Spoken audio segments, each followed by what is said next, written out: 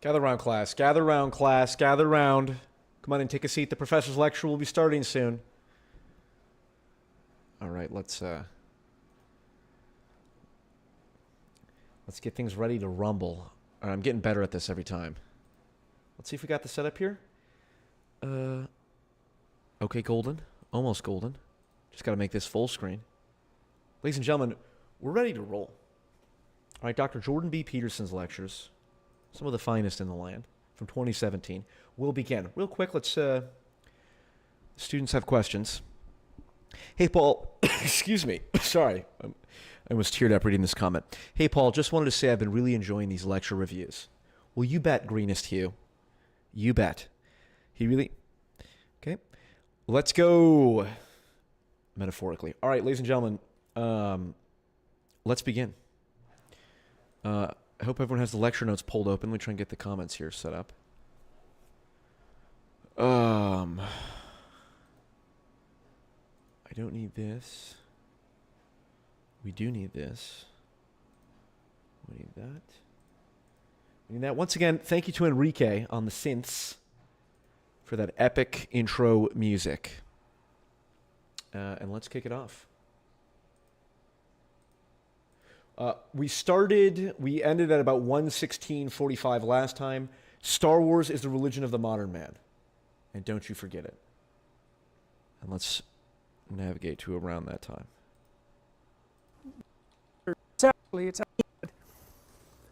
To be human is to participate in a certain pattern of being. And that pattern of being is acted out socially, it's acted out individually, but it's also part of your structure, even your perceptual structure as a living organism of your particular type.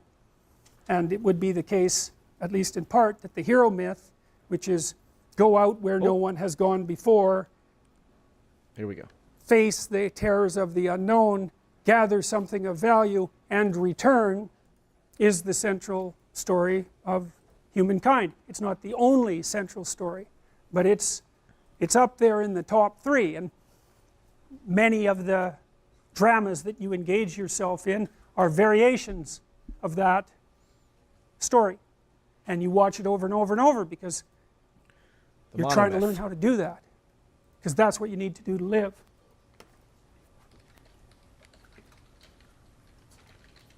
The monomyth. Okay, here's an idea. Journey. The central story. What's common among people? Well, we're self-conscious, so we know of our own existence, and we know of our own limitations. And so that means that we have a certain innate terror and fragility. Our existence is a problem to us. And in some sense, what we're trying to do when we search for meaning is to search for a solution to that problem. And that can be security, but it can also be mode of being. And so, for example, being engaged in something worthwhile seems to be a good medicine for being fragile. Because you think, well, I'm doing this, it seems worthwhile. And the fact that there's a price to be paid for it and that things could befall me that aren't good, I'm willing to put up with that because what I'm engaged in seems to be of sufficient significance to justify all that. We all become self-conscious and we're all trying to do something about that, figure out how to deal with it. So there's a landscape that we inhabit, I would say, within which that takes place. So there's a human being, self-conscious, doomed to tragedy and doomed to be aware of that. The human being has two elements, and that's the element that seeks the good, and there's the other element that seeks, I would say, revenge and destruction. And we have our reasons.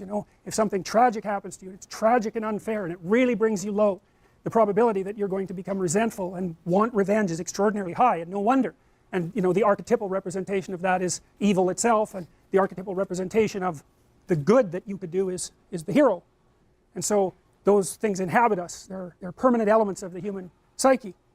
And then what else is universal to us? Well, we live in a society. You could say, and that's deep, that's deep. It's not just human society. Like, we've lived in a society forever. So lobsters live in dominance hierarchies, and they use their serotonin system, at least in part, to keep track of their dominance position. And so you can use antidepressants on lobsters when they get defeated, and they don't feel so bad from being defeated in a fight. And so you just think about that, because antidepressants do the same thing to us.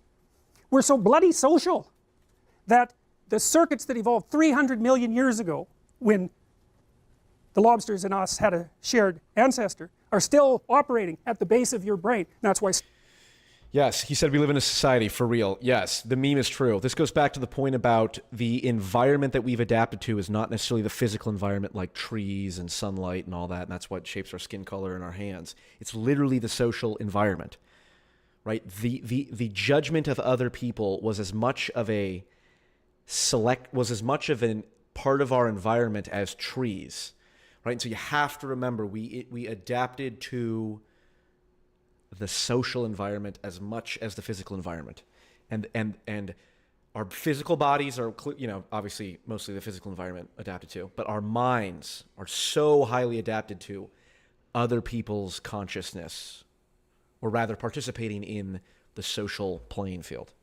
Status We is live so in a important to society. people, and reputation. I mean, that serotonin system governs your emotional regulation, how people respond to you and what they think of you. Man, that matters. That's why you're on Facebook all the time and checking your texts and obsessing continually about your online presence, assuming that you're doing that, and contacting people frantically and seeing what the updates are. It's like, how are you held in the esteem of others? Very, very important, and that's because it determines your emotional regulation. It's really important. So we exist in a society, always. And the society has two elements.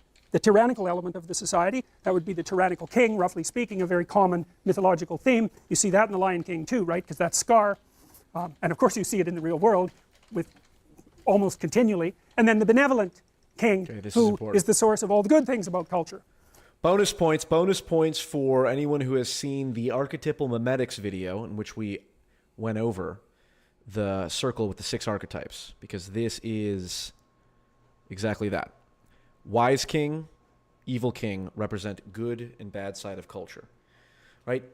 I'll let him go, and then I'll add some nuance to this. And you can see these things play out as mythologies in political terms. So I would say, for example, the continual harping about the oppressive nature of the patriarchy is part of a myth. And the myth is that society is oppressive. It's like, well, yeah, obviously, because you have to be quite a bit like you, and you have to be quite a bit like you, even if you're not, so that you can get along, right? Everybody sacrifices a tremendous amount of their individuality to the common mode of being. There's a tyrannical element to that. But, by the same token, it's the basis of cooperation and the stability of society. And the final element is, that's often represented in a masculine manner, by the way, society. And I think that's because our primary dominant structures, given the creatures we are, like chimpanzees, the primary structures of dominance are masculine. And then outside of what's known is the unknown. Yeah, so the point, wise king, positive side, negative culture. Yes, nature having both a tyrannical and beneficial element, exactly. And then what he just said, what did he just say? Jesus Christ. Given the creatures we are, like chimpanzees, the primary structures of dominance are masculine. Right. So again, the reason is, Jordan Peterson. Why would he say that, order and stability and society is represented by the masculine? It's like, again, it's not a judgment. It's not this red pill, men are better thing. It's like, well, hold on. It is true objectively that in evolutionary history, all of the dominance hierarchies were male dominated, because in humans, males have all of the muscle mass and aggression. Virtually all of it. Even now, where the playing field is more level, it's still the case. And so, that is the underlying evolution. That's the underlying biological and zoological justification and support for the more narrative, wise king, evil advisor. It's rooted in these biology things. How does Hero's Journey apply to woman? Is it universal or some difference? I believe it is universal to some degree, but I believe it's something like Jung said it like, I'm gonna forget the phrasing, but it's like women wake up to the female hero's journey is waking up to your meaning in life, something like that, because children are obviously important to mothers. I don't know if you know this, or children. And prior to modern culture, the entire history of which humans evolved, females obviously raised kids. That was a big thing they spent their time doing. And then the male one is the more having to go out and hunt and seek it or whatever, or something like that. Is it kind of sexist? Yeah, but so is evolution, and this is an evolutionary-based argument. You know what I mean? And then outside of what's known is the unknown. And we always have to contend with that. And it's wonderful in that it's the source of all new things, and it's terrible in that it's the place where all the things that destabilize you come from. And so this is a good representation, although not the only one. So that's the feminine nature, that's the masculine order, and that's the individual who's destined to suffer in the grasp of those two things. And boy, do we.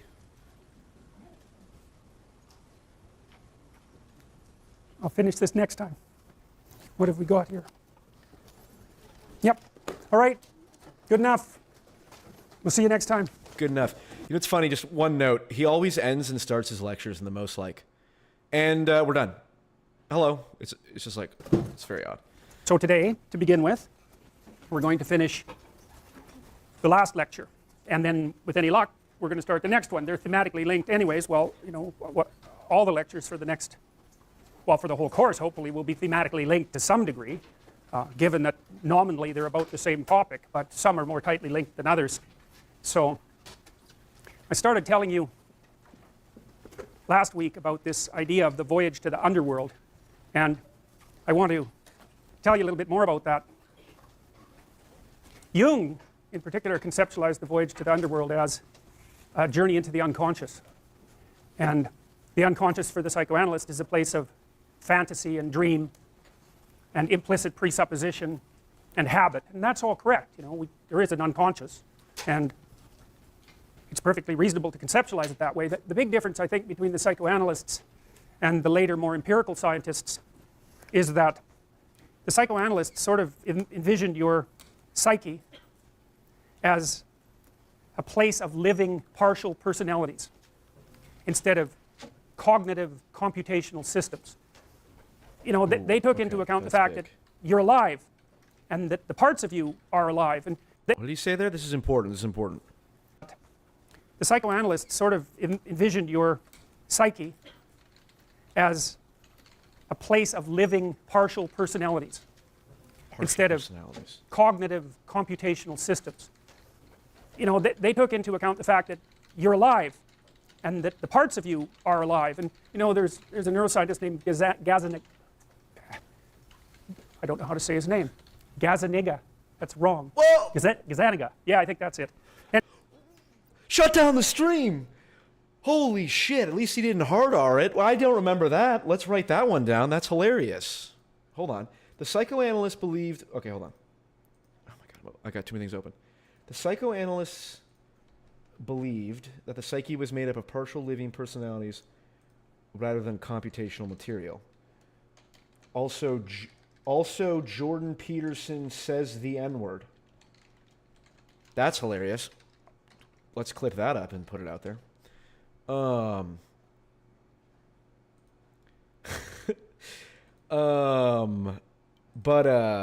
Okay, the point about this is interesting. Well, here, I'll let him talk for a little bit, and then, okay,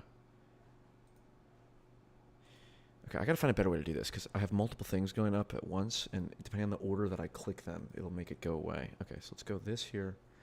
anyways, Keep going. he did some of the earliest experiments on split brains. And so sometimes if you have intractable epilepsy, which I wouldn't recommend, by the way, one of the surgical procedures for mediating its negative effects is something called you cut the corpus callosum, and it's a very large structure in the brain that connects the two separate hemispheres. And you know, it's not obvious why we have two separate hemispheres, although I'll tell you a little bit about why I think it is. But anyways, they do communicate. And I hope someone who comes into the stream midway and just sees a big note that says, also Jordan Peterson says the N-word. We'll just leave that. Gazzaniga demonstrated was that you could tell one hemisphere something without the other one knowing. That both hemispheres were conscious, and that the consciousness was somewhat independent. But really strange. It's very interesting. Makes very interesting reading.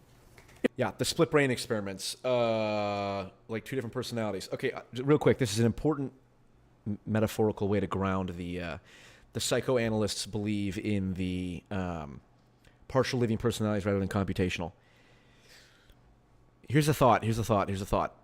When you have a dream, and you are talking to someone in your dream, when you're experiencing the dream, it feels like you're having a conversation with someone, right? But you're in a dream. The entity that you are speaking to is coming from you, and yet you are interacting with it in the dream as if it's a separate entity. And the idea is, okay, the unconscious is made up of separate entities like that. Like, for example, let's say you have a dream and it's about, a coworker who you kind of know and have talked to a bit but don't really know that well. It's like when you're talking to that coworker and they're speaking to you as their coworker,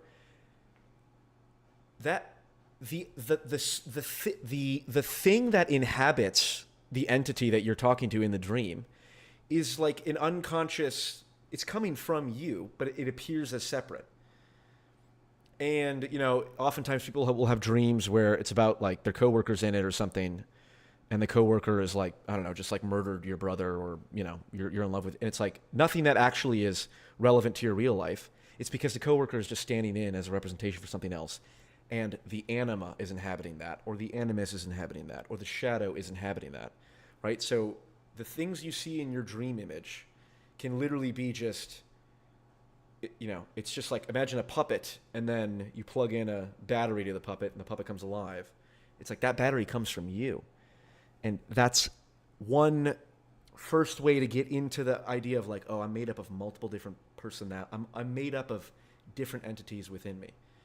Right? In the dream, you can experience that clearly. Obviously, in waking life, it's one linear experience. We don't feel that, but that is why we say, well, part of me wants this and part of me wants that. It's unbelievably helpful, therapeutic language.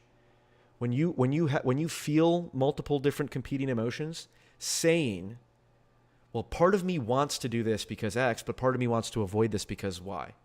Part of me wants to stay in a relationship with this person because this. Part of me wants to leave because of this. And that's actually a more accurate way to describe how your mind is made up, because you do have different parts of you with competing motivations. Anyway, it's not just computational. We're not just robots, computers. Actually, consciousness is not computational by definition, I believe. Because it suggests that fragments of ourselves, you have fragments of yourself within you that are like low resolution representations of you, and the psychoanalysts would think of those more as, they're kind of like one-eyed giants. That might be a way of thinking about it if you were thinking about it in a fantastical way. So there's the angry you, and you've all come in contact with the angry you. It's rather rigid. That's the first thing you might say about it. It's impulsive and short term. It doesn't think much about the past, unless it's bad things about whoever you're angry at, in which case it thinks about them a lot. It's not too concerned with long-term future consequences, and mostly it wants to be right. And when angry you disappears and normal you, assuming such a thing exists, reappears, you can be perfectly shocked about how angry you behaved. And in fact, sometimes, if angry you really gets out of hand, like it might in a battle, like a war, it might do things that you just can't imagine that you would do. And under those circumstances, you can reveal parts of yourself to yourself that are so foreign and so horrifying that it will leave you with post-traumatic stress disorder. Because it is the case that many, but not all, people who suffer from post-traumatic stress disorder, especially if it's battlefield related, get it because of something they did rather than something they saw or something that happened to them. And that's really worth thinking about, I mean, there's a lot of weird potential nested inside people, and you don't see it under normal circumstances because the circumstances are normal. And part of the reason that we like the circumstances to be normal is precisely so that we don't see those parts of people we don't want to see.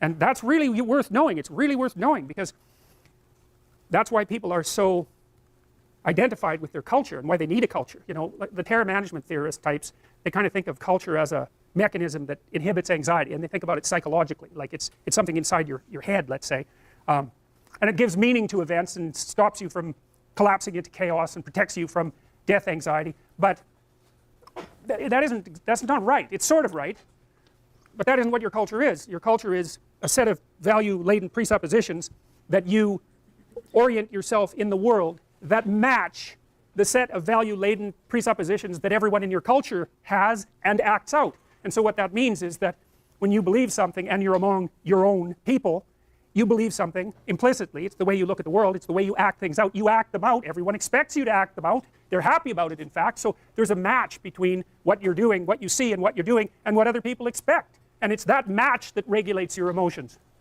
It's not the belief system. It's the match. And so, in other words, it doesn't matter if God is real. What matters is, does everyone else around you believe God is evil? Dude, this is the number one. Imitation and intuition and vibes. People will believe whatever they need to believe to be part of a tribe. Self-evident. Everyone, I feel like everyone knows that. If you're open, if you're intelligent enough to be interested in watching this stream right now, you probably know that people are willing to at least say they believe things, so long as it keeps them membership of a tribe, a group, right? And the reason is, as I said, it's the match between your expectations of culture or society's expectations and your expectations. It's the match between what you think will happen and what it will happen that keeps you regulate. It's not the belief itself. Part of the reason that people are so tied to their cultural identity is because their cultural identity regulates their emotions. And in a profound way. Like, this is no joke, you know. I mean, one of the things that stabilizes human nervous systems is, well, imagine that you have a domain of competence. There's many domains of competence, and of course in some of those domains you're completely incompetent, but they may not matter because you don't go into that domain. So you have some area of specialization which you might think of as your sub-tribe, you know, your university students. And so some of you are lower status by the rules of the university game, and some of you are higher status by the rules of the university game, by the tribe. And so the higher status people tend to be the ones who fit into the academic environment, you know, and find it conducive to their mode of being, and who also do well. And their serotonin levels rise. And you know, the neurochemicals that moderate mood, particularly, are serotonergic. It's serotonin. It's lots of other things. It's an oversimplification, but that'll do for now. As you become dominant in a hierarchy, your serotonin levels rise. And what that means is that happy things make you happier, and sad things make you less sad. It tunes your nervous system. So if you're down at the bottom of the hierarchy and you're failing, it's like, hey, hardly anything makes you happy, and everything makes you nervous. And it's no wonder, because it's not very good down there. So the societal structure, which is an elaborated dominance hierarchy, regulates your emotions because of the match between your expectations and the behaviors of the people within that structure. And then your position within the hierarchy regulates the ratio, let's say, and the intensity between positive and negative emotion. So you mess with people's status at your peril, and you disrupt their culture. They don't like that. And no wonder, because when it's disrupted, they fall into chaos. And chaos isn't just anxiety. I mean, anxiety is bad enough, but it's not just anxiety, because when you fall into chaos, when things fall apart for you, of course you're uncertain and anxious because you don't know what the hell is going on, and you don't know where you are, and you don't know what to do. That's anxiety provoking. And maybe you can't even understand your past properly anymore. That, as I said, that happens when people get betrayed. And so you fall into this state where nothing is certain. The way you construe the world isn't certain. And even the way the world is no longer certain, because you don't know how to act, or your actions aren't working, and so the world is presenting itself as something that's chaotic. It's not just psychological. The chaos is a weird intermingling of the chaotic world and the chaotic self. I mean, that's what happens when you get unemployed. It's like, it's devastating, right? It's devastating to people. And you can say, well, that's psychological. It's like, well, yeah, but they're unemployed. That makes the world far more incomprehensible and uncertain. It's not just psychological. It's psychological, and that's bad, but it's also real, and that's even worse. And then those two things can spiral, which they often do, because, you know, if you don't set your expectations properly for a job search and assume that you're going to get 49 rejections for every interview, which you really need to know, because if you get 49 rejections, it's not because you're useless, it's because the baseline for rejection is 98%. And that's okay, because the base rate for rejection for everything is 98%, no matter what you do. But you need to know that so that you don't feel that it's like something wrong with you. And of course you only have to get it right once, then you have a job. It's a lottery, but you have to set yourself up. You have to think, okay, well, I'm going to look for a job. I need to, how many resumes can I tolerate sending out a day? You know, it has to be enough so you don't feel like a useless moron, and it can't be so many that you're overwhelmed by the burden. So, and I help people do this sort of thing all the time. So maybe you decide, well, you're going to send out 10 a day, and you're going to work 2 hours on it, and it's going to take 6 months. And then, you know, you got your parameters set properly, and you know what to expect in the world, and your emotions are regulated. And so, but the state of being unemployed doesn't just produce psychological consequences. So the distinction between the psyche and the world in some sense is quite arbitrary. And the psychoanalysts, I think, err too much on the side of the subject. They tend to think that too much of you is inside of you and too little of you is outside of you. And part of the reason I believe that is because of my clinical experience. I love the psychoanalysts, man. They're brilliant, they're deep. They grapple with real problems, like with the problems. When people have real problems, and I mean profound problems, they're really profound moral problems. They're problems of good and evil, really. You know, there are things going on in their family that are so terrible that, well, that they're sometimes fatal. You know, lie upon lie upon lie upon lie for decades and decades and decades. It's awful.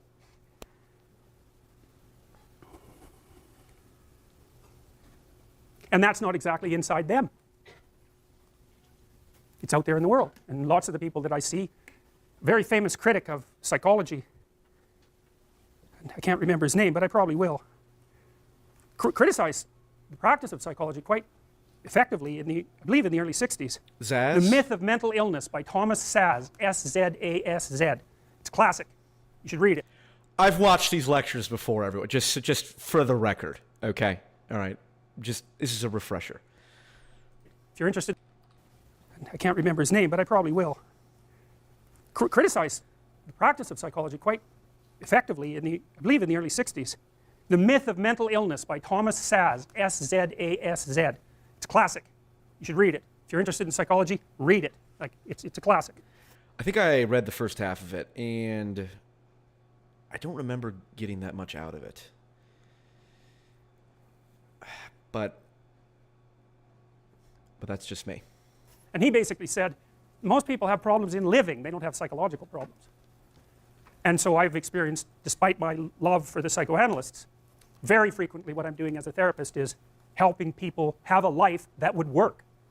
You know, and you can parameterize that. It's like, what do you need? How about some friends? That people kind of like that. How about an intimate relationship with someone that you can trust, that maybe has a future? That'd be good. How about a career that puts you in a dominance hierarchy somewhere, so at least you've got some possibility of rising, some possibility of stabilizing yourself, and a schedule and a routine, because no one can live without a routine. You just forget that. If you guys don't... Controversial. Let's write this down. Controversial. Pay attention. Don't have a routine, so at least you've got some possibility of rising, some possibility of stabilizing yourself, and a schedule and a routine, because no one can live without a routine. You just forget that. If you guys don't have a routine, I would recommend, like, you get one going, because you cannot be mentally healthy without a routine. You need to pick a time to get up, whatever time you want, but pick one and stick to it, because otherwise you dysregulate your circadian rhythms and they regulate your mood. And eat something in the morning. I had lots of clients who've had anxiety disorders. I had one client who was literally starving. Very smart girl. There was very little that she liked. She kind of tried to subsist on like half a cup of rice a day. She came to me and said, I have no energy. I come home, all I want to do is watch the same movie over and over. What, like, is that weird? And I thought, well, it depends on how hard you work. You know, it's a little weird, but whatever. It's familiar. You're looking for comfort. So I did an analysis of her diet. It's like 3/4 of a cup of rice. It's like, you're starving. Eat something. You know, you'll feel better. So she modified her diet, and all her anxiety went away, and she had some energy. It's like, yeah, you got to eat. So yeah, when I do the P.F. Jung daily routine, I'll show you what I eat in the proper thing.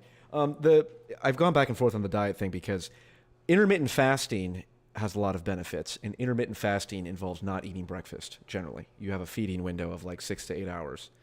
You know, so you eat like you eat between 11 and 6 p.m. every day, and no food before or after that. And so he puts a lot of emphasis on breakfast. He loves breakfast. Nobody loves breakfast more than Jordan Peterson. I like breakfast if I work out in the morning, but I think you have to remember a lot of what he says is like it's for someone who is depressed. Like if you're depressed, okay, try eating breakfast. You know, stuff like that. So, but it's interesting. We'll get more into this. A schedule, that's a good thing, man. Your brain will thank you for it. It will stabilize your nervous system. With a bit of a plan, that's a good thing. You need a career, you need something productive to do with your time. You need to regulate your use of drugs and alcohol, most particularly alcohol, because that does in a lot of people. You need a family, like the family you have. your parents and all that. It'd be nice if you all got along, you could work on that, that's a good thing to work on. And then, you know, you probably need children at some point, and that's life. That's what life is. And if you're missing, you know, you may have a good reason to not be operating on one of those dimensions. It's not mandatory, but I can tell you that if you're not operating reasonably well on 4, I think I mentioned 6, if you're not operating reasonably well on at least 3 of them, there's no way you're going to be psychologically thriving. And that's more pragmatic in some sense than psychological, right? Human beings have a nature, there's things we need. And if we have them, well, that's good. And if we don't have them, well, then we feel the lack. And so behavior. You know what? One of the ultimate. If you're ever having an argument with like a moral relativist, you know, someone who's like, well, I don't judge people. People, you know, people are all different. Some people like polyamory. Some people like doing heroin. Some people like whatever. We shouldn't judge. Everyone should be free to do what they want. And you cannot say like my lifestyle is better than someone else's. Here's one. Ask them, do you think that there are people who can genuinely live in complete isolation or without friends and without family? Because even the most like moral relativist leftists will be like, well, no, human beings need friends. Like, you know, we're a social creature. It's like, okay, so if someone told you, I don't need friends. I choose not to have friends. I don't need friends. I don't need people. It's just me. It's like, well, you can, I suspect that will break most moral relativists out of their, you know, their framework.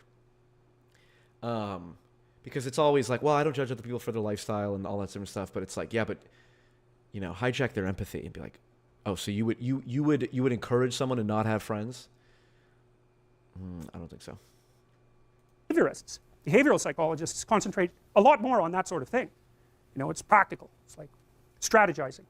Make a career plan. Figure out how to negotiate, because that's bloody important. Figure out how to say what you need. Figure out how to tell the truth to people. Figure out how to...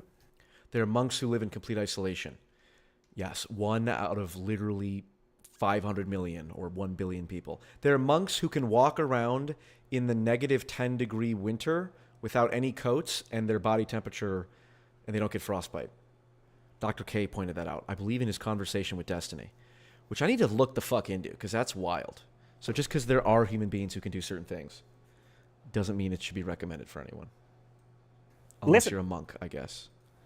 To your partner in particular, because if you listen to them, they will actually tell you what they want, and sometimes you can give it to them, and maybe they'll return the favor, and if you practice that for like 15 years, well, then maybe you're constantly giving each other what you want. Well, hooray, that would be good. And then there's 2 of you, under most circumstances, and it's better to have 2 brains than 1, because people think differently because of their temperament, mostly, and so the negotiation is where the wisdom arises, and it's part of the transformation, the psychological transformation that's attendant on an intimate relationship, and one of the fundamental purposes of a long-term intimate relationship. Anyways, when that falls apart, chaos ensues, and that's why chaos is represented so continually in myths and stories. And I'm going to walk you through a bit of that more today. I talked about the story of Jonah. Now, here's something to think about. All right, let's The think internal about it. representations of language meaning evolved partly from our pre-linguistic ancestors' knowledge of social relations. Like modern monkeys and apes, our ancestors lived in groups with intricate networks of relationships that were simultaneously competitive and cooperative. The demands of social life created selective pressures for just the kind of complex, abstract, conceptual, and computational abilities that are likely to have preceded the earliest forms of linguistic communication. Right. The Although social baboons have environment. concepts and acquire propositional information from other animals' vocalizations, they cannot articulate this information. They understand dominance relationships and matrilineal kinship, but they have no words for them. This suggests that the internal representation of many concept relations and action sequences does not require language, and that language did not evolve because it was uniquely suited to representing thought. Well, That's you know, Chomsky.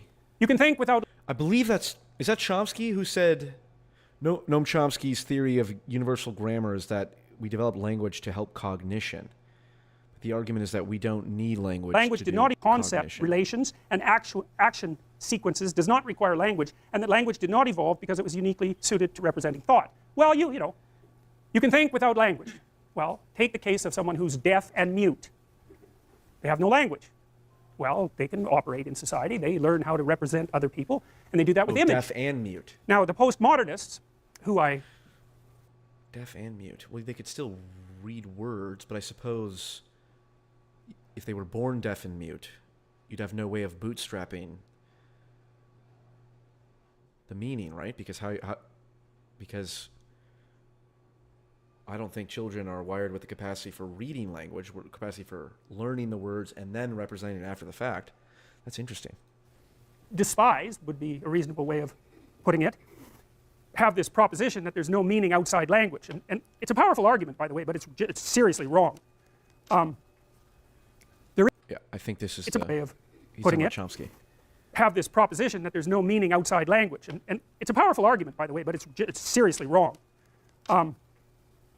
There is a meaning network outside of language, and it's what language is grounded in, and that's this pre-verbal comprehension of the world. It's an embodied comprehension of the world. Animals Archetypal have it. categories. Lobsters have it.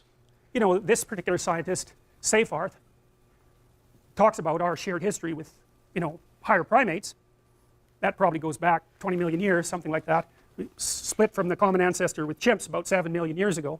But, you know, lobsters have dominance hierarchies. They hardly have a nervous system at all, which is partly why they're studied quite extensively.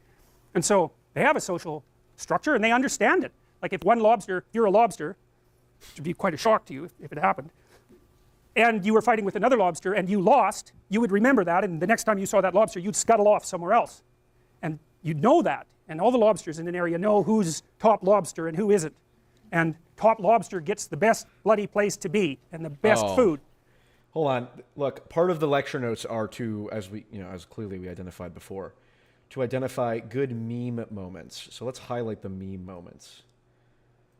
We'll highlight those in, no, we should highlight those in purple, because purple is the color of culture resource in Civ, which is used to represent memes, or at least that's how I do it. The reason I represent memes in purple is because purple is the culture resource. So what did he say? Top lobster is the best place to be? You know that, and all the lobsters in an area know who's top lobster and who isn't. And top lobster gets the best bloody place to be and the best food. So this dominance issue, this cultural issue, you know, the fact that we live in a social environment is far deeper than people usually consider. And it's also worth considering, and this is what you might think of from an evolutionary perspective. You know, you think of natural selection as producing evolution, right? Well, random mutation with natural selection. But here's something to think about, and Darwin knew this, but Darwin was really smart, and the biologists who followed in his footsteps, even up to now, have only expanded out a fraction of what he had to say. You know, he was very interested in sexual selection. Now, one of the things about human beings that's unique is that human females are picky maters. They're choosy. They're also sneaky, because you can't tell when they're ovulating, and with many other female animals you know. So those sneaky they women have hidden ovulation, and they're choosy, and they tend to choose men who are more successful in the dominance hierarchy. Well, there's a shock. I mean, if you have a choice, why not? If you pick someone who's at the bottom of the competence hierarchy, well, that's probably not going to work out very well for you. And since women bear the burden of reproduction, it's perfectly reasonable for them to search out someone who's going to be helpful. So productive, fair, generous.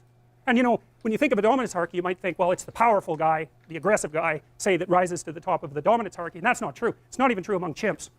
Like, you can get a chimp tyrant, but then what happens is other... This is vital. Okay, hold on. I'm going to pause this and write this down, because what he's about to say is vital, and we need to pay attention. Rationalizing... Whoops.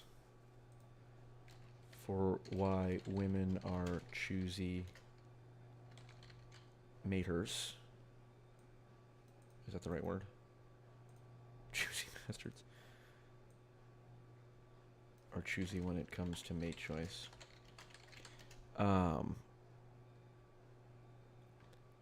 what else did he say there that was relevant? Oh. Chimpanzees will mate with anyone, and bonobos for that matter, because people are like, oh, you know, well, why compare to chimpanzees when compared to bonobos as well? You can.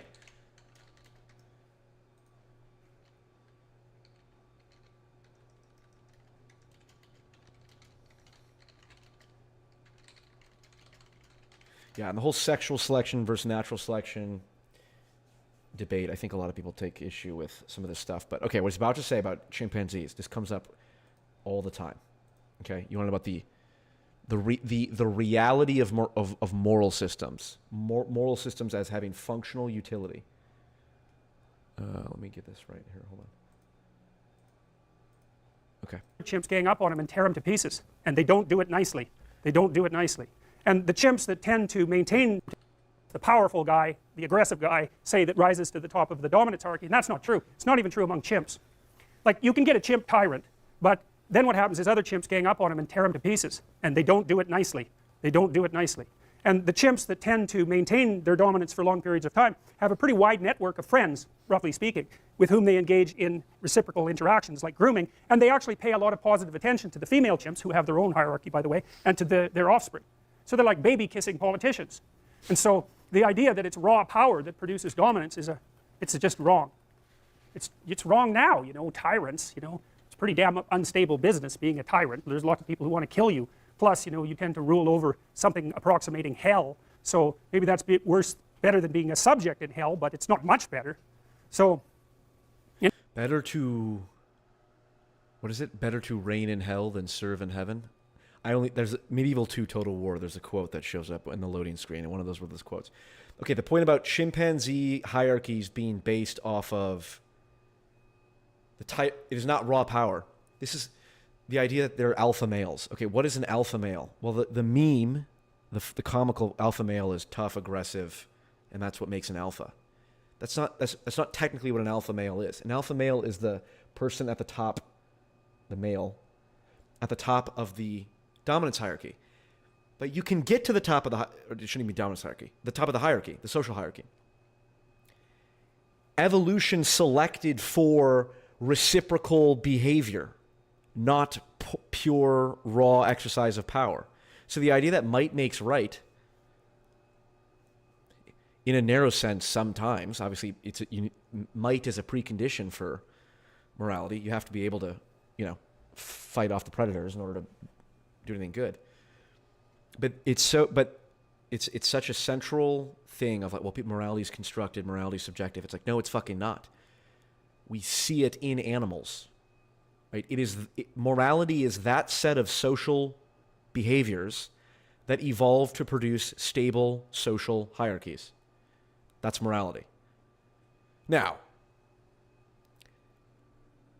and this is like slavery. Well, it's like, well, slavery is unjust, you know, in and of itself, but it's also like all of the resources that you need to catch slaves and beat them and all that shit. It's like, you know, aside from the fact it's just immoral, it's like it's inefficient. It's not efficient. Imagine you empowered all those people to make their own decisions and participate in the market, you know, on their own accord. That's why. Well, I shouldn't go beyond my historical chops, but certainly slavery is not good, you know, in part for that. But do not let anyone tell you that morality is completely subjective. It's like, no, it's fucking not. We have shit wired. It's like saying hunger is subjective.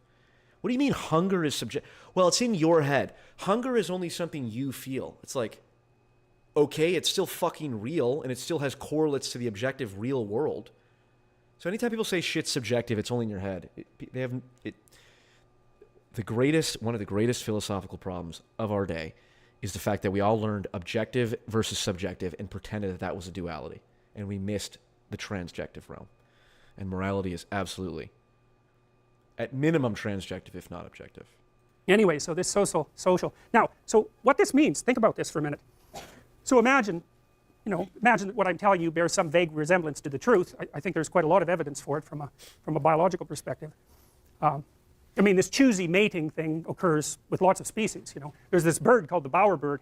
You got to look up bowerbirds, man. Those things you just can't even believe they exist. And so the male bowerbird, he makes this really complicated nest that's close to the ground. He weaves it. It's really quite nice. You couldn't make one. So, and then he sweeps the yard in front of the nest. It's really quite great. You couldn't do it. That's just funny. Classic Petersonian phrasing. And then he runs around the forest, or flies, because he is a bird, finding pretty things. So maybe he'll find a nice collection of red leaves, and so then he'll take the red leaves one by one and fly back to his front yard and make a little square. You know, he's a bird, so it's not a great square, but he makes a little patch of red, and he takes a look at that, and then he goes off and finds something blue, and And he decorates, he makes a little piece of abstract art in the front of his nest. And a lot of male bowerbirds do this all at the same time. And so then the females come along, they hop on something nearby and they kind of look at it like this, checking it out. And if they're happy with it, well, then things proceed. But if they're not, they fly off to someone else's piece of abstract art. And if a male piece of art is rejected by like 3 females in a row, he gets irritated and brushes it all off with his wing, and then he makes another one. It's like, God. Well, they obviously have a very well developed sense of beauty. It's so cool, you know. And I guess the idea is that, who knows what the hell the idea is. The female birds like artistic males, something like that. But if you're thinking about it biologically, maybe it's an indication of intelligence, right? It's a marker of intelligence. You know, and it's certainly the case that female humans prefer creative men. So, and no wonder, of course. We wouldn't be creative if that wasn't the case. So then imagine that there's 2 primary forces of evolutionary selection operating on us, and they're not really the natural world, which is what people always think, like the environment, you know, the animals and the trees and nature. But it isn't nature that selected us. It's 2 other things. Well, partly. It's 2 other things. So one is the dominance hierarchy. The male dominance hierarchy is one of the primary mechanisms of selection. So it's like, well, women are faced with a hard choice, which guy to go after, right? That's a hard choice. Well, so they do the same thing that people do with the stock market. They outsource the cognitive problem, the computational problem, to the male dominance hierarchy. Then they just let males sort themselves out, however they're going to, and then they peel from the top. And so what that means is the male dominance hierarchy itself is a selection mechanism, because if you fail at it, then you don't leave any offspring. And so what that means, at least in part, is that we have adapted to be better and better at attaining status in dominance hierarchies over God only knows how long a period of time. And that doesn't mean just power. You know, it might mean cognitive flexibility, because you could imagine dominance hierarchy A, dominance hierarchy B, dominance hierarchy C. Okay, so if you're really successful, you climb up dominance hierarchy A. Right, but B and C, no, if you happen to land in those, you'd just be a failure. So then you could say the ideal human being is someone who can climb to the top of a dominance hierarchy no matter what the dominance hierarchy is. Right, so we've evolved such that success across the set of possible dominance hierarchies is the target. And I think that's why we have general intelligence, because general intelligence is a general problem. Brett Weinstein's, what is the human niche? The human niche is niche switching. Right, what is the beaver niche? The beaver niche is cutting down trees and building dams. The shark niche is whatever the fuck, shallow, deep water hunting fish. The human niche is being able to niche switch. Epic. I saw something up here real quick. Paul, if you could go back in time, would you want to get a major or minor in sociology? No. If I could go back in time, I would major in animal behavior science, and I would go to the fucking Gombe and study chimpanzees. That's what I would do. Because that shit is incredible. Problem-solving mechanism. And it's a single factor even. Like intelligence is a single factor. It's not divisible, despite what people like Robert Sternberg and Howard Gardner falsely claim. So, and then from the female perspective, females are the next gatekeeper. And that's why they're often Mother Nature. It took me a long time to figure this out. Why the hell is nature feminine in mythological representations? It's very, it's extraordinarily common. Mother Nature. You don't think of Father Nature, you think of Mother Nature. It's like, why? Well, nature brings forth new forms, so that's feminine. Again, this is an example of like, well, hold on. You could easily imagine an analogy, a culture coming up with the analogy of Father Nature. Right? We have Father Sky, Father Time. You know, the sky and the ocean is father, mother. The ocean and the land, father, mother. So, this is interesting. I bet Jonathan Peugeot would have a lot to say on this. I'm sure he would. But this is where it's like, it's very hard to get on board with Peterson here when it seems like you're kind of reaching for it here, man. Like, you could easily imagine a scenario where nature is represented as father. Although, unless he's done the comparative analysis, and it is the case that if you look at all primitive religions, they all represent nature as feminine, in which case, then there would be basis to that. And nature selects. In fact, that's the definition of nature from a Darwinian perspective. Nature is that which selects. Women select their nature. And that's partly why far more men than you might think, like far more, are terrified of women. Because to be rejected as a romantic partner by a woman is to be classified as vaguely acceptable life form. No value in propagating it, though. Right, so it's a major, major rejection. And you know, I've had dozens of clients and many, many people write to me whose primary problem is that they're so terrified of women they can't even approach them. Very, very, very common. So, all right. Story of my life, bro. I want to show you this little triangle thing. This is kind of... No, absolutely. That is a real thing. Certainly, I've felt that before. The idea of approaching a woman cold out of nowhere. Hey, how are you? It's rough, and I have certainly failed many times. But that's the beautiful thing is, when you go up to the hottest woman that you can imagine, and you try to strike up a conversation, and it fails. Right? There's like a good 30-second period where it's just like, and then the next day you're like, oh, that was not a big deal. Who cares? And then suddenly all your fear of rejection is gone. It really is easy to get over the fear of, well, I should say it's easy.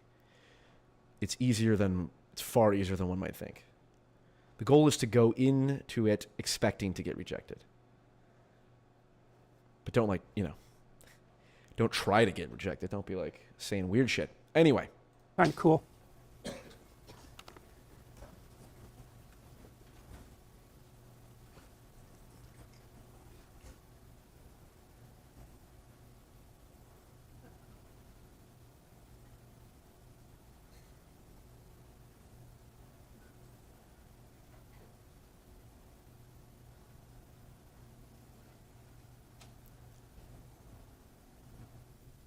What the fuck is this?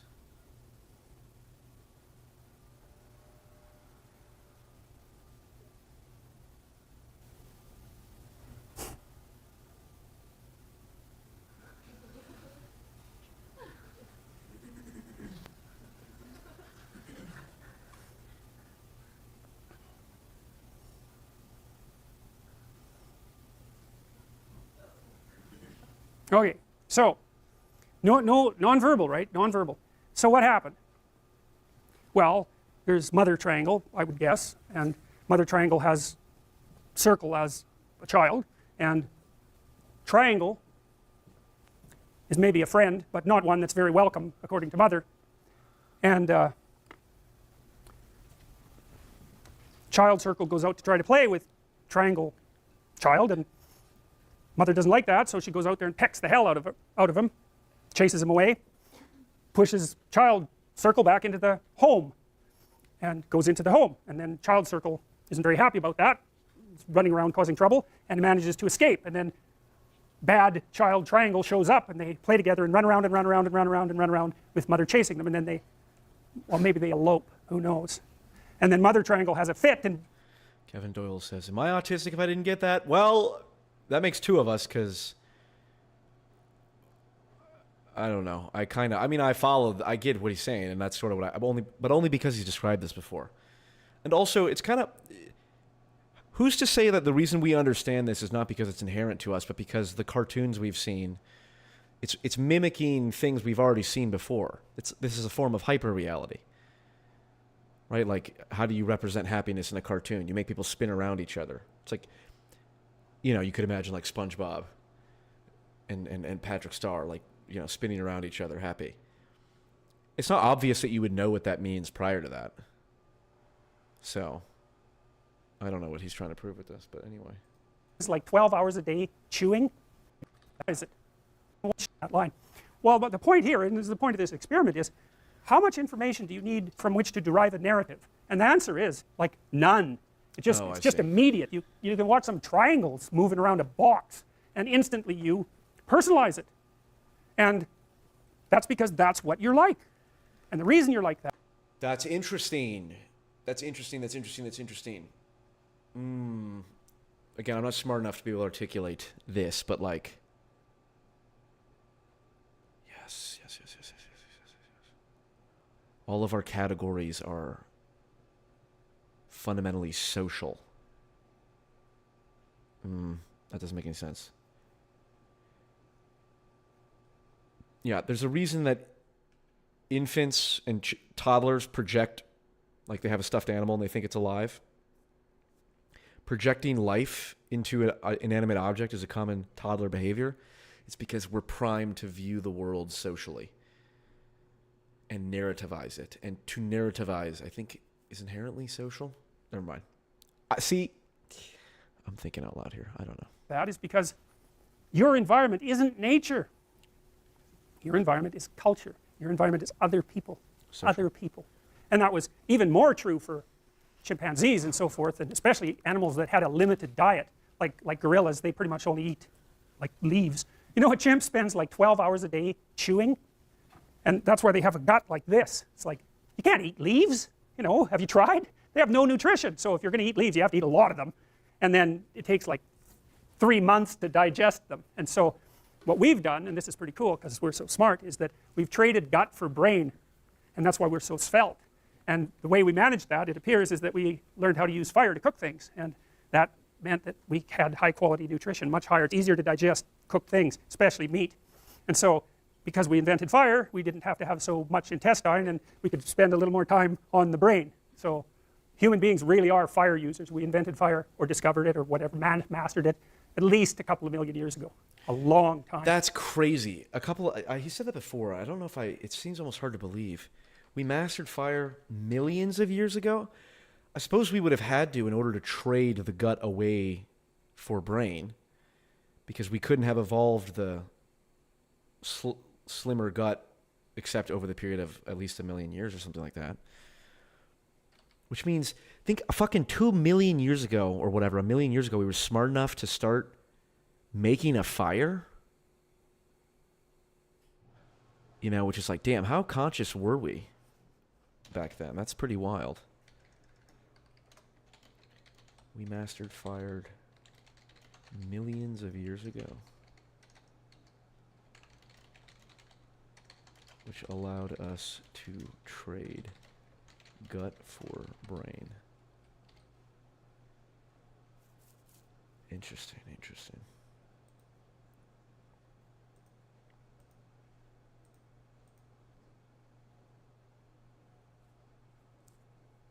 AI says 2 million, 1.5 to 2 million. That's wild. 2 million years ago, we knew how to fucking start making fires.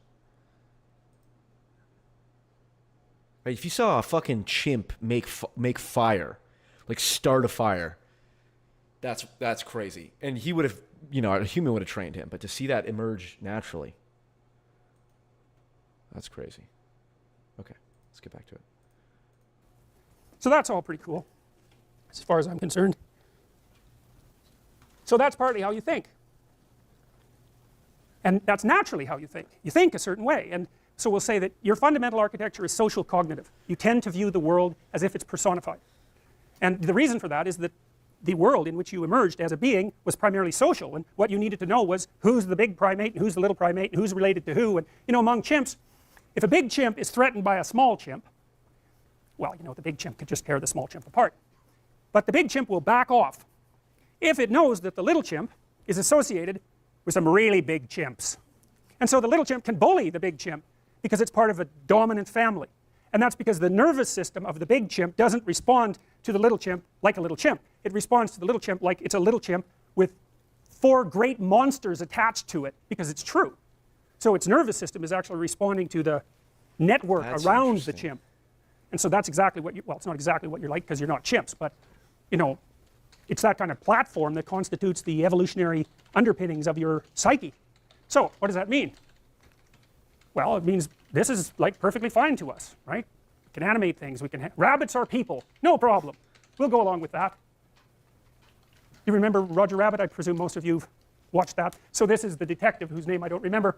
He has to go to Toontown because there's cartoons and there's people, and you know, they share the same world, and you can go to Toontown, although it's kind of annoying because cartoon figures are kind of annoying, like they're slapstick types, and so he's not very happy to be there.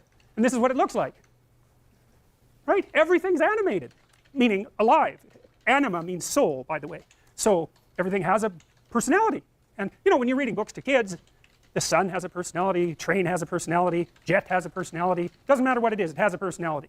And that's because the child is learning to understand the world using the architecture, social cognitive architecture. And the thing that's really interesting about that, this just blows me. Okay, that's what I was trying to get at earlier. Like, categories are social cognitive architecture, which basically that, I mean, that's why everything's archetypal, narrativized. Yeah, we'll get into more of that. Me away. You know, evolution is conservative, and so once it's produced something, it has to build on it.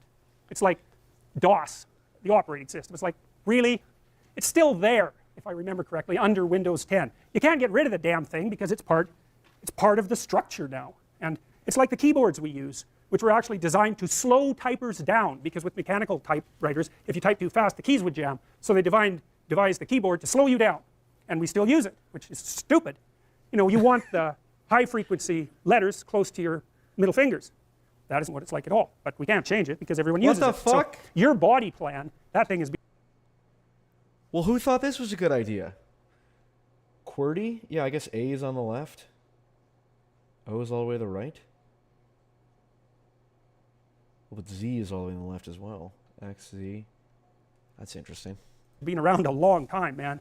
If you look at mammals, particularly, but even lizards, they're so much like us in their skeletal structure that it's just mind-boggling, you know. And we're all variants of this same symmetrical, four-legged, mouth here structure. And so you have to build on what you have. And if you have a social... Trevor, PF, can we please have a conversation on the topic of Jung's, Peterson's theoretical flaws and how Girard work fixes those issues? Potentially. Send me an email, Trevor. Cognitive architecture, then you have to first understand the world through the social cognitive categories. And what's so bloody strange about that is it actually seems to work. We actually seem to develop a coherent representation of being, I would say, of being. That's not the same as nature. It's not the same as the world. Because when we think of the world, we think of the objective world. And I'm not talking about the objective world. I'm talking about the world of human experience. And we see that through social cognitive filter, and it makes perfect sense to us, and it works. That's so strange. So anyways, everything's got this animated nature, and we don't have a problem with that. In fact, we actually find it quite fun. You know, people go visit the Disney Toontown and participate in it and have fun with it. And so that shows you as well how natural it is for us to view things this way. You know, cars have faces, right? Designers know that. They know that. People don't want a car with 3 headlights. It's like, who wants to associate with a 3-eyed monster? No one. It's like 2 eyes. That's something you could be comfortable with. And so cars have faces. You know, like the BMWs, the new ones, they really look cat-like, you know, and they have sexy curves. They do. They do. There's been MRI studies of that. So if you show men photographs of attractive women looking directly at them, there's a little part of their brain called the nucleus accumbens that lights up. Because to have someone look directly at you, especially if they have like a smile, is interpreted as an invitation to approach. And women, they have the same damn problem. Because with women, because if you go into drugstores, say, and you look at women's magazines, they're all the same. They've all evolved to the same endpoint. They all have an attractive woman on them, all of them. And they're looking right out. And so when women see that, they actually see it as something to approach. It's an ideal. And you know, when people say that those beauty ideals are oppressive to women, and all ideals are oppressive, but the empirical research, some of it done here, suggests that interacting with those images helps it performs the psychological function of helping the woman equate herself with the ideal, and in most cases that actually produces an elevation in mood. And you know, think about it. You're really going to go to the magazine store when you're just looking for something to do, and you're going to buy something that makes you feel depressed and oppressed. It's like, no, you're not going to do that. Magazines that do that to you, they will die, because no one will buy them. And there's a reason they all turned out the same way. It's like they're just responding to demand. So, faces. Oh yes, with regards to the sexy curves. So, a woman's picture looking right at... God. Oh yes, with regards to the sexy curves. A man will produce this activation in the primary faces.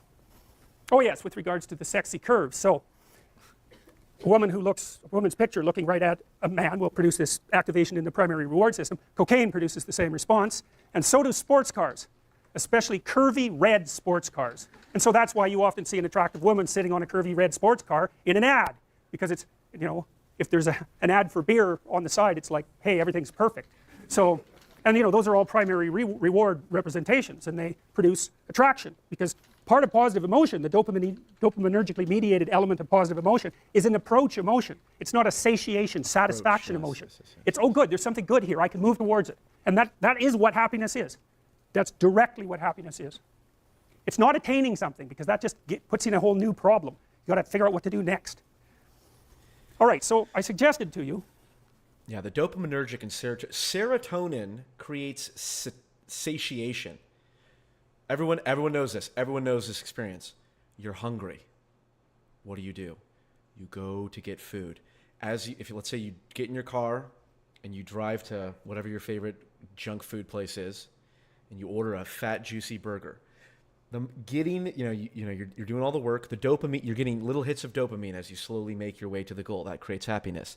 And then you finally get the bag, and you start eating it. Right? The dopamine rush of, oh, I get a nice fucking cheeseburger. But then once you're finished, you don't get dopamine. You get serotonin, which satiates you. Right? And so you don't feel happy after eating a full burger. You feel full, and oh, nice. All right, well, I'll just chill and maybe relax. Because the dopamine you only get from the approach of the goal, right? Once you've achieved the thing, like you said, you have a whole new problem. What do you do next? Notice the dopamine, serotonin. That one of the problems that we have, the problem, I would say, is not what the world's made out of, but how we should be in the world, because we're alive. And how we should be, well, it's fairly straightforward. Not so much pain would be good. That'd be good. Not too much anxiety. Hey, we're on board for that. A little pleasure now and then. Some stability. Not dying. That's a big one. That's a big one. And then, let's say from the Darwinian perspective, propagating. And so that's what we're aimed at. And the reason we're aimed at that is, you just think about this. It's so amazing. So every single one of the relatives you have in your ancestry, every single one of them successfully produced a child who successfully produced a child all the way back to 3 billion years ago.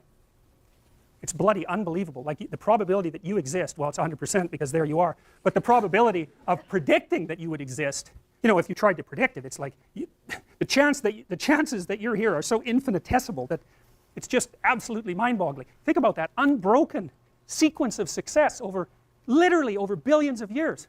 God, it's amazing. And then there are people who are like, I don't want kids. I'm child-free. I don't need to reproduce. I'm going to exhaust my bloodline. Shameful, truly shameful, in my opinion. And so you have to think that there's a pretty strong proclivity for that to happen. I mean, some of it obviously was necessity, but not only that. I mean, it's necessary that impregnated females have an infant. It isn't necessary that they keep it alive. So you can't account for that continuity merely from necessity. You have to interject at least a small amount of consideration that the care that's associated, especially with taking care of infants, because they're a lot of work. That's there too. It's in us. It's actually, I think, it's manifested in the personality trait agreeableness. Because it looks to me like agreeableness is one of the dimensions where men and women vary most substantially. Agreeableness looks to be like the manifestation of the maternal instinct. Now, men can be agreeable too, because of course male human beings take care of children. If you're a grizzly bear, female, you just chase the damn male away because he'll kill your cubs. That's not so helpful. They're not maternal at all. Quite the contrary. But human men are pretty damn maternal. They're not as maternal as women, on average. Although some women are less maternal than some men, because the curves overlap. But on balance. How are we in the world? Well, we're aware of our own vulnerability. We're aware of our own shortcomings, let's say, and I think that's partly from being a social being, because people are always signaling your shortcomings to you, to such a degree that you even signal your shortcomings to yourself, because, well, you might as well fix them before someone else points them out. That's guilt and shame. And Freud called that the superego. The superego is kind of like the internalized representation of the judgmental father. And culture, I think, is represented as a father figure, God the Father, let's say, because it's actually quite a bit like there is an all-seeing eye that's always watching you. It's a really, really intelligent way of conceptualizing it, because the group, which is more or less eternal, is watching you all the time, and it's judging you all the time. And we know that if you put people in a room and you put a big eye on the wall, and you give them an opportunity to cheat on some little cheaty thing, nothing too important.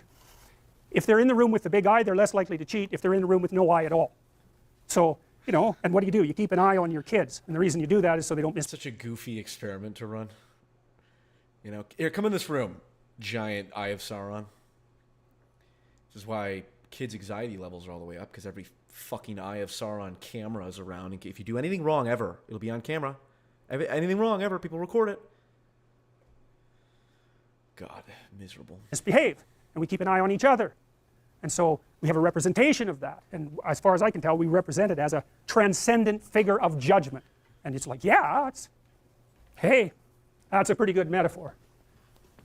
So, one of the... All right, hold on. Mr., is it Pine Creek? Yeah, this is Jordan Peterson's lecture series. You're in the wrong classroom, okay? The senior swimming pool class is it's down the hall. Okay. Please don't disturb the kids while we're trying to learn here. This is a major intellectual battle. The major intellectual battle. And it's raging in universities. It's basically a battle between postmodernism and tradition. I think that's the right way of thinking about it. For the postmodernists, human beings have no nature. What did he say? The major intellectual battle. And it's raging in universities. It's basically a battle between postmodernism and tradition.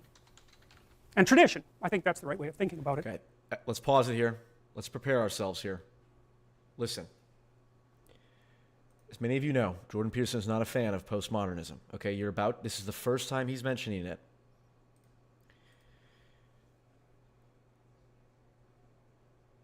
It's going to be wild, okay? Prepare.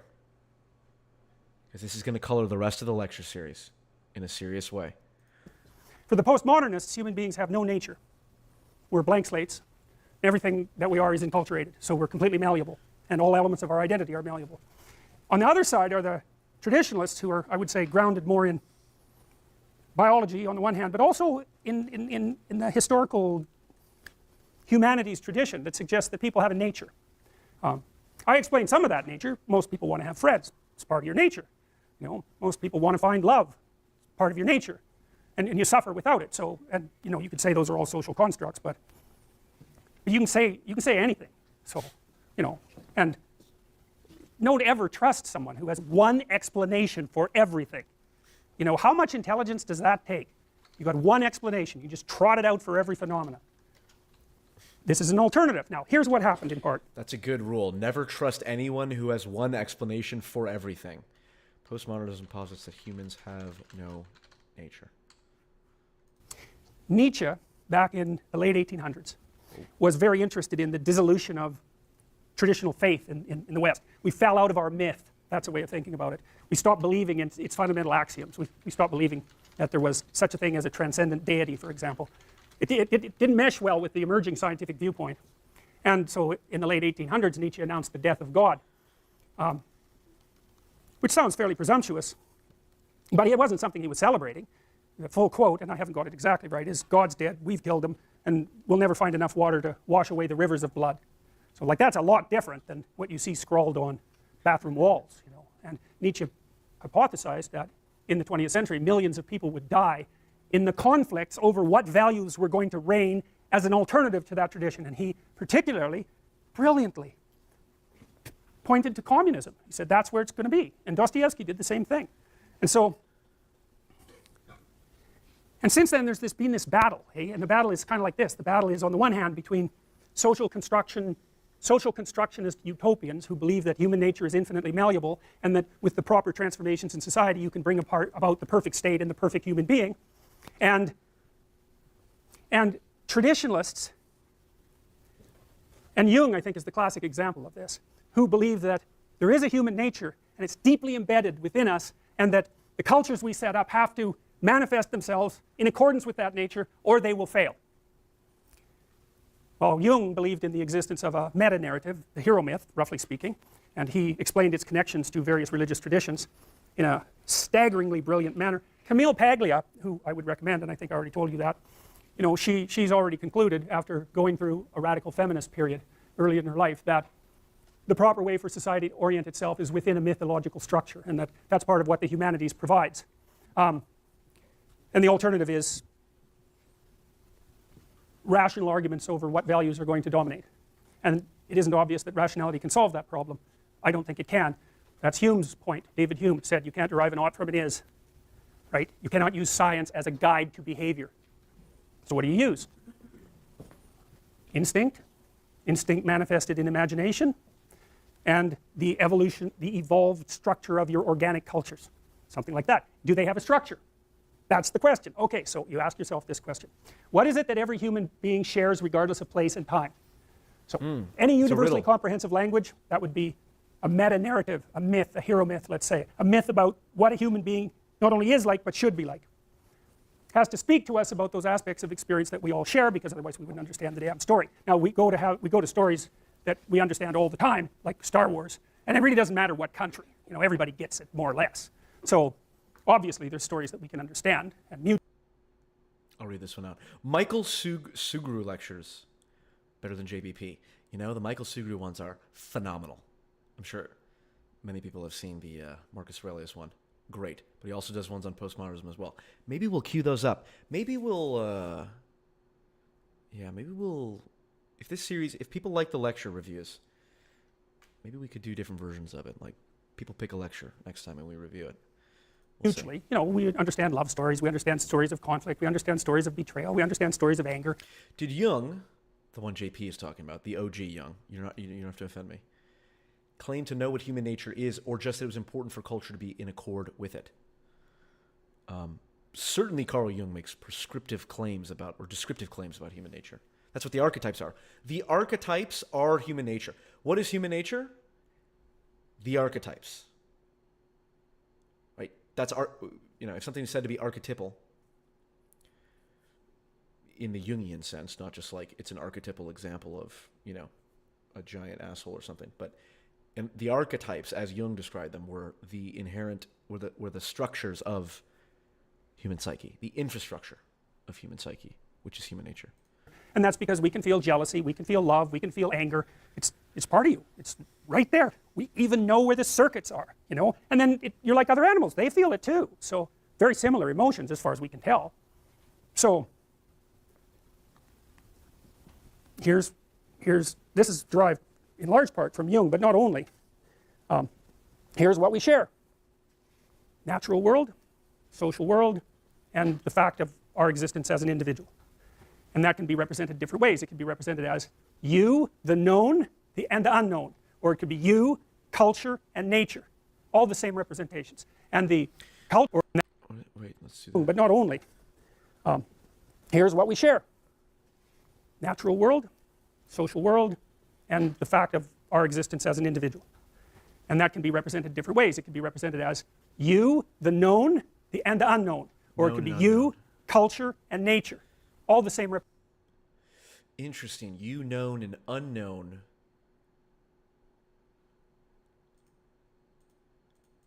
I see. Okay. That's interesting. 2, 14, 50. Sorry, this is more for me. Representations. And the cultural representation tends to be male. That's God the Father, let's say. And the representation, the feminine representation, tends to be female. This is the known, the culture, Apollonian control, that's associated with the sun. Consciousness, the king, the patriarch, the plow, because it pushes up the earth. The phallus, obviously. Order and authority and the crushing weight of tradition, the wise old man and the tyrant. Dogma, the day sky, the countryman, the island, the heights, the ancestral spirits, the activity of the dead. Captain Hook, he's a tyrant. And that's why Peter Pan doesn't want to grow up to become him. And that's why Peter Pan doesn't want to grow up at all. Because he thinks that adults are all tyrants. This is a trippy fucking image here. Jesus. Peter Pan doesn't want to grow up to become him. And that's why Peter Pan doesn't want to grow up at all. Because he thinks that adults are all tyrants. Why is Captain Hook a tyrant? Because a crocodile ate his hand. And the crocodile has a clock in its stomach. And the reason for that is that the crocodile is time. And time's already got a piece of Captain Hook. And he's not very happy about it. He's bitter and resentful and tyrannical. And when Peter Pan looks at adulthood, that's what he sees. And he thinks, why should I sacrifice the potential of childhood for the singularity of tyranny? And so he stays immature his entire life. And he's king of the lost boys. Jesus, great. There's a porn star named Jeremy, Christ, I can't remember his name. Jeremy. He's really an ugly guy. He is an ugly guy. He admits it. And he said something funny. I was watching a documentary about him, and he said the funniest thing. He said, I'm the hero to people who think people like me are heroes. Like, what a drag, eh? I mean, he's just in this I'm the hero to people who people... Wait, what horrible is it? history about him. And he said the funniest thing. He said, I'm the hero to people who think people like me are heroes. Like, what a drag, eh? I mean, he's just in this horrible situation. He doesn't admire the people that admire him, but he gets admired by them all the time. Well, it's sort of like Peter Pan. It's like, well, he's king of the lost boys. He doesn't get Wendy either, right? She grows up. She has a family. He has to content himself with Tinkerbell. And you know what? Tinkerbell doesn't exist. Well, that's what happens when you don't grow Tinkerbell's up. the fairy That's of a porn. representation of culture. That's a nasty one, eh? That's a nasty one. Hell will kiss a statue of Stalin. Who cares that he murdered 30 million people? Culture. Well, you know, in the university you hear a lot about the patriarchy and how oppressive it is. It's like, yeah, right, definitely, no kidding. But, you know, it's kind of useful as well, since it provides the light and the heat and the food and all of that, which, you know, kind of counterbalances it to some degree. Culture has a positive element and a negative element. The individual has a positive element and a negative element. Nature has a positive element and a negative element. And if people tell you a one-sided story, which is an ideological story, they leave out that. They say all culture is terrible, the human being is a despoiler, and nature is perfect. It's like, no. Nature kills you. Culture keeps you alive. And there's things about you that are honorable and good, as well as things about you that aren't. And you need to know both of those. And that's what the great stories tell us. All right. Look at that. What an ending. All right. Excellent stuff, ladies and gentlemen. Excellent stuff. All right. Well, listen, we had a couple good lines in there. We had Jordan Peterson saying the N-word. Let's review these real quick. So first he says the N-word. Then he talks about sexy curves, and then Ron Jeremy porn star anecdote. What a wild lecture. That's some good stuff in there. All right, but we'll hang around and do some. We'll do some Q&A here momentarily. Reminder: the lecture notes are in the description if you're interested. And yeah, don't forget to like the stream if you enjoyed it. If you got value out of this, that would be helpful for others to be able to find it. And let's see here. Aim to be admired by people who you'd want to be admired to is a decent aim. Yeah, well said. Well said. I still don't get what the fuck Ron Jeremy said. Ron Jeremy said, I'm admired by people, or excuse me, I am a hero to people who think guys like me are the hero. Meaning, Ron Jeremy knows that he's not really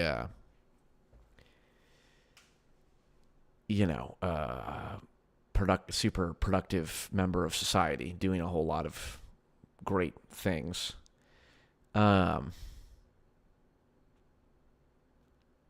So yeah, it's kind of a hellhole.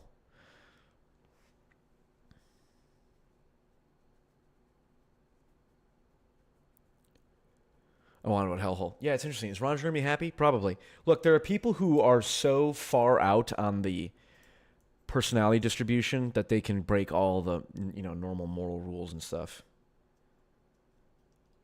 But, very few people can have, like, no friends, for example.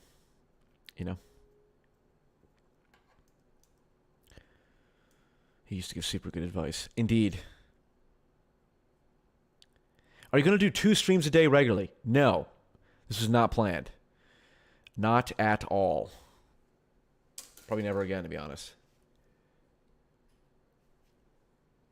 All right.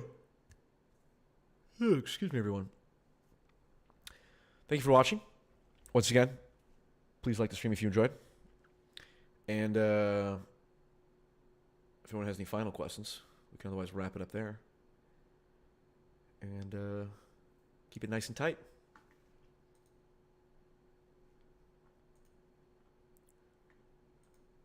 Oops.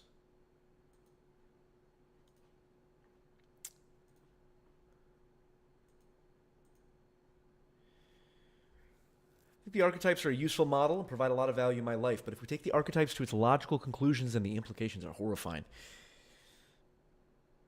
Life is horrifying. You are correct. Why do you think JP has only ever talked about the cluster B personality disorders? I don't know. Depends. I don't know. I think he has talked about more of that, but I don't know. You're an interesting person. Thank you. I'm coming straight off the FD vid, which I haven't finished yet. Don't worry about it. Don't worry at all. That's cool, man. Please do more. Will do. All right, everyone. Godspeed. We'll be back next week. I think Monday and Thursday nights. Monday and Thursday evenings will be lecture stream evenings. And we'll see how it goes. All right, everyone. Godspeed. Oh, I got to go to the studio to end it. Control room. Here it is. Ba-da-ba-ba-bum. All right, everyone. Peace on earth. Godspeed.